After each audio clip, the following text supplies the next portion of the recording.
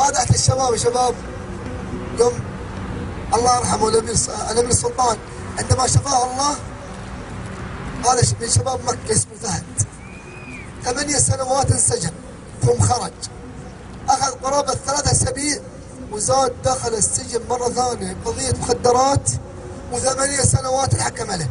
أنا لحقت بال8 سنوات الثانية، ألقيت محاضرة في العنبر قرابة 280. فهد كان جالس في المحل هذا، والله يا شباب وشم هنا وشم هنا وشم في صدره ولابس فوطة حونشي اكس اكس اكس لارج مرة، سبحان الله. لكن الهداية وين؟ من الله الهداية. ألقيت المحاضرة غلقت والفهد متأثر. بعد ما خلصت قال له تكفى يا شيخ بجي اسمع. تكلمت مع فهد قلت فهد أقسم بالله ما يسعد قلبك إلا ربك، تبى ترتاح فهد أقبل على ربك. السلام عليكم. انتهى بيني وبين فهد. بعد ما شاف الله الأمير السلطان خرج، ما كنت في منطقة الزايدة برضه. بعد ما انتهيت المحاضرة والله يا شباب قبل الفجر بساعة، قبل الفجر بساعة بعد ما انتهيت ويجي فهد يسلم علي، السلام عليكم يا شيخ نواف كيف حالك؟ قلت هلا فهد. قلت ايش اللي خرجك من السجن؟ الله يقول لي خرجت عفو. قلت فهد تكفى، هو معاه 3 من اخويان.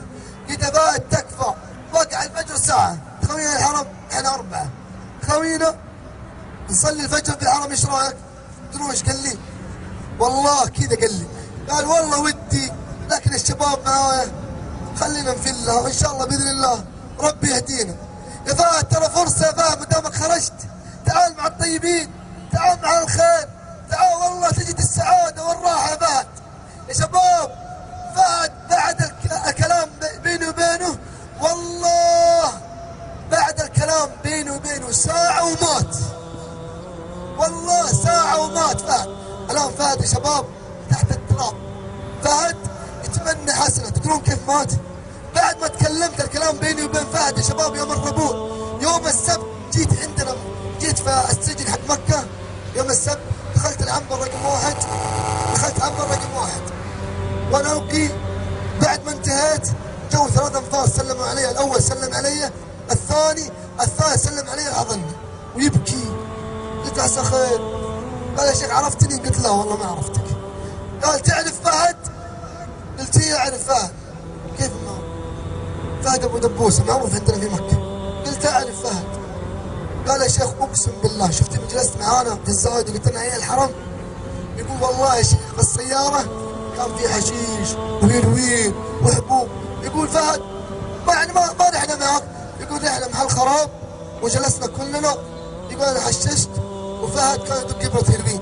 يقول والله يا شيخ قبل الفجر ما كمل هذه الابره ومحل وقفه ومات. يقول من بعد جت المكافحه مسكونه. يقول احنا قضيه وفهد غاب تحت القبر. الله يا شباب يبكي هذا الشاب، يقول يا ليتنا رحنا معك الحرم، يا ليتنا طعنا الله، يا ليتنا مسكنا طريق الهدايه والخير. هذا فهد يا شباب بعد كلمه بعد نصيحه فارق الحياه. لو انه فهد خوان الحرم، لانه فهد مسك طريق الهدايه والخير كان الان مع التائبين. حتى إذا جاء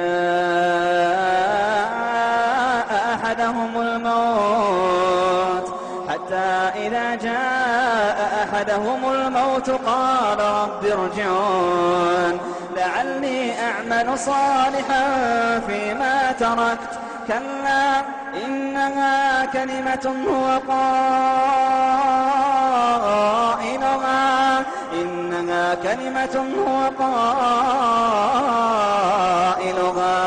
ومن ورائهم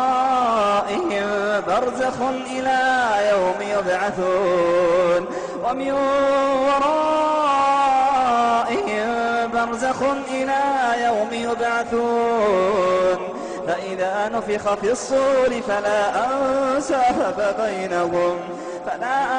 أنساب بينهم يومئذ ولا يتساءلون فمن ثقلت موازينه فأولئك هم المفلحون ومن خفت موازينه فأولئك الذين خسروا أنفسهم في جهنم خالدون تلفح وجوههم النار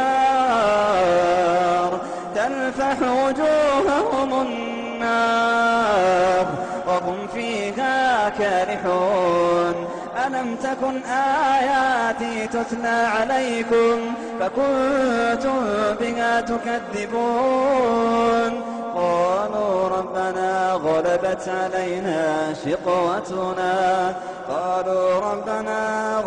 علينا شقوتنا وكنا قوما ضالين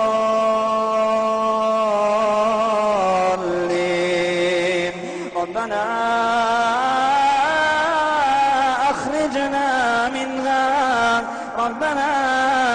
أخرجنا منها فإن عدنا فإنا ظالمون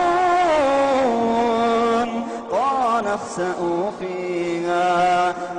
اخسئوا فيها ولا تكلمون إنه كان فريق من عبادي